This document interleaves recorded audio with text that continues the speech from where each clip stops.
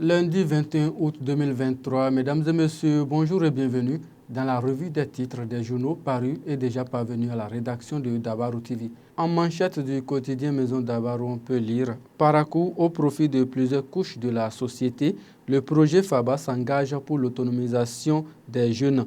Le projet FABA a lancé une formation d'1 mois depuis le vendredi 18 août dernier à l'intention des jeunes de la ville de Parakou. La formation vise à outiller ces derniers dans le domaine de l'entrepreneuriat pour leur autonomisation.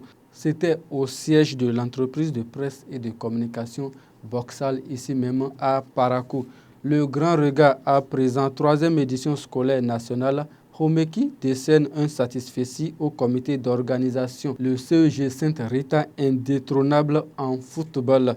Gani 2023, les préparatifs officiellement lancés depuis Parakou. Du coin info à présent, avec beaucoup d'honneur, Achade, Sariki, Tama et Isiaka reçoivent Kassimou Oroussoua dans la famille des démocrates.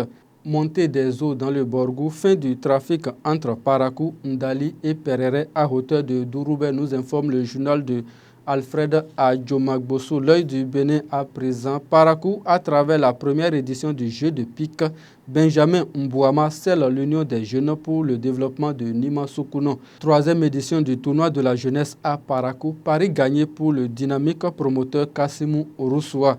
Daibi Info à présent, situation au Niger, l'Union africaine divisée, les USA mitigés, la CEDEAO et la France sur pied de guerre. Vie des partis politiques au Bénin, des conseillers municipaux FCBE de Parakou et Perere rejoignent la barque LD. Gani édition 2023, le maire de Niki lance un appel pour la mobilisation de fonds. Le Béninois libéré à présent, coup d'État au Niger, position de la CEDEAO pour le retour à l'ordre constitutionnel, cinglant réquisitoire de l'honorable Rachidi Badamassi Koufou, des malfrats interpellés et de nombreux objets saisis, nous informe le journal de Aboubakar Takou. La boussole, résistance au retour à l'ordre constitutionnel au Niger, la junte se dresse contre la CEDEAO et fixe sa transition à 3 ans. Autour de Fatima Dandinou à Tofo, des rois et dignitaires musulmans pris pour Patrice Talon et la commune. Les 4 vérités nous donnent à l'issue ce matin. Le parti FCBE veut devenir une famille de la mouvance dès 2026. Les clarifications d'un proche de Paul Humpé à lire à la page 3 du journal. Le journal renchérit. Pour les élections générales de 2026, la FCBE a déjà son plan B, décide El Farouk Soumanou. Championnat national scolaire, le CEG Sainte-Rita vainqueur de CG2 Azové en foot. Matin libre à présent, Union progressiste Le Renouveau, Djogbenou envoie les députés et suppléants en mission. Drame à Malanville, 5 personnes foudroyées, nous informe le journal Jeux Loto de la LNB.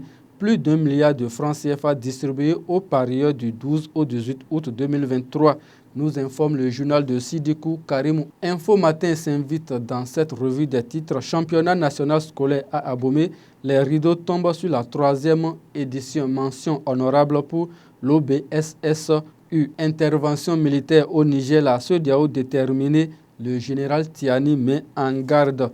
On revient sur les autres titres du quotidien Maison Nord-Bénin. L'UPMB forme les femmes journalistes sur le harcèlement en milieu professionnel.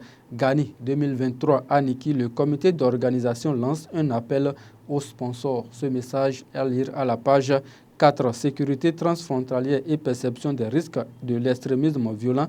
Les acteurs locaux de Niki sensibilisés. Réorganisation du bureau politique de l'UPR.